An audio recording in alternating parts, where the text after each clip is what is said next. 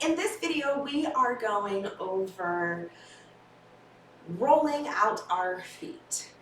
If you have our foot kit, you should have one of our rollers. Now, mind you, we use this primarily for our feet, but I also like using it for my calves or some of the other spots of my neck. So no, it's pretty versatile, but for right now, we're gonna use this for our feet. Place it on the ground, 1 foot at a time, and I want you to think about rolling out dough, pressing down and out, back and forth.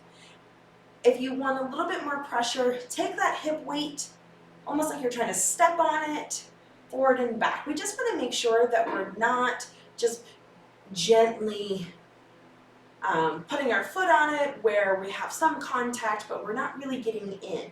If you find that you're somebody who tends to have plantar fasciitis, this is a really great exercise to do as it really gets down into the plantar fascia.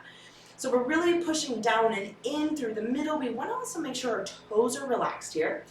And I'm going to roll in my foot, so I'm getting into that arch. And then I'm going to roll my foot out towards the outside and getting that outer part. It's really, really good to get the whole foot, not just the middle. And again, make sure we're doing that on both sides. You can do this. Recommendation on this one, do this for about 2 minutes per foot. If you're quick for time, get about 10 to 20, back and forth. Rolling in, down that middle, out to the outside.